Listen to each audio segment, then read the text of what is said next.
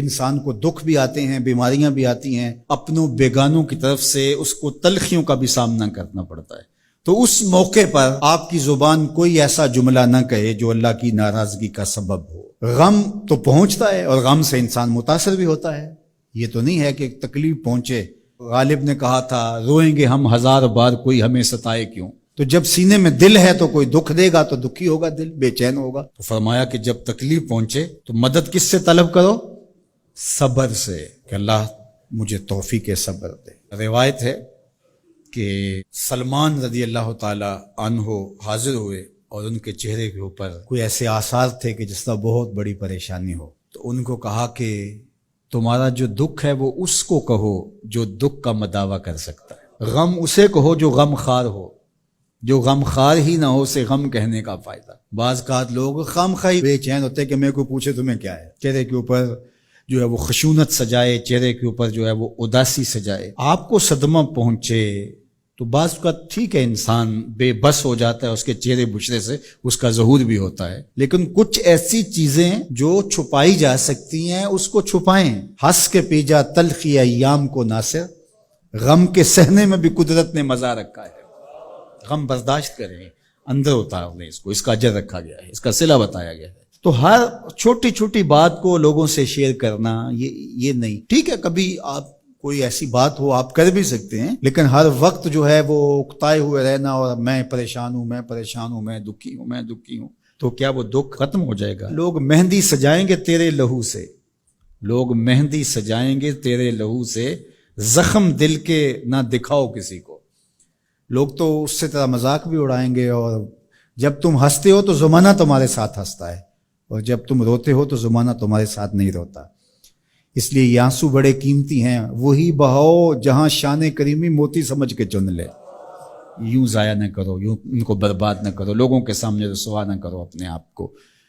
تو صبر کے دامن کو تھامو، ایک تو تلقین یہ کی گئی، اور دوسرا کہا والصلاۃ، اور نماز کے ساتھ اللہ سے مدد طلب کرو۔ حضور علیہ السلام جب بھی کسی مشکل میں مبتلا ہوتے تو حضور نماز کے لیے کھڑے ہو جاتے، اور میں نے خود کئی مرتبہ تجربہ کیا ہے، جب کوئی تکلیف پیدا ہو تو آپ نماز پہ کھڑے ہو جائیں، تکلیف میں تخفیف پیدا ہو جاتی ہے۔ اور بدر سے سخت دن کیا ہو سکتا تھا جب کافر پورے لاؤ لشکر کے ساتھ آ گئے، اور حضور کے لیے عریش ایک چھپر بنا دیا گیا، اور آقا کہیں وہاں مصلی بچھائے ہیں اور رب کے حضور کھڑے ہیں۔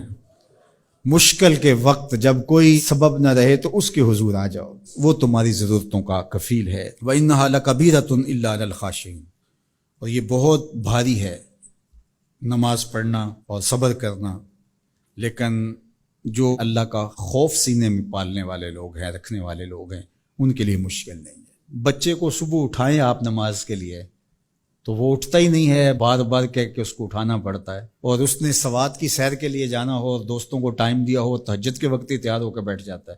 اس کا مطلب ہے کہ اس کو نماز کا شوق نہیں ہے، اس کا شوق تھا، جس کا شوق تھا اس کے لیے اٹھنا بھاری نہ ہوا۔ میرے والد گرامی سے کسی نے کہا جی جاگ نہیں آتی، تو فرمانے لگے صبح منڈی جانا ہو تو جاگ آ جاتی ہے، کچہریوں میں تاریخ ہو تو یاد آ جاتی ہے۔ منڈی جانا یہ تمہاری بدنی ضرورت ہے، بچوں کے پالنے کے لیے، اپنی ضرورت کے لیے۔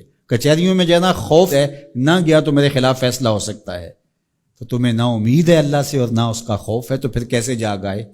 اور کسی نے کہا کہ حضور نماز پڑھنا چاہتا ہوں، جاگ نہیں آتی۔ اللہ اکبر، کہنے لگے ارادہ اگر پکا ہو تو نیند نہیں آتی، بار بار اٹھ کے ٹائم دیکھتے ہیں وقت تو نہ گزر جائے۔